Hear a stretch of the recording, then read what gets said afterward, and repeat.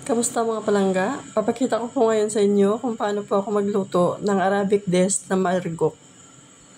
Pinaghalo ko lang dito sa kaldero lahat ng mga sangkap, yung karne ng tupa, bawang, sibuyas, kamatis at luya, bilip, cinnamon stick, siling haba, asin at paminta.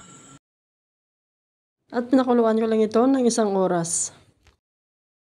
At nilagyan ko ito ng durog na black lemon at saka tomato paste.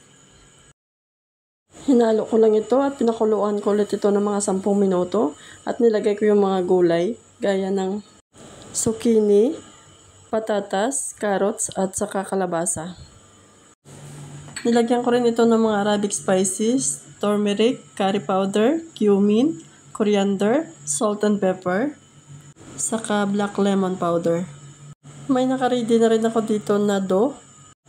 Pinaghalo ko lang yung brown na harina, asin, asukal, yes at saka tubig.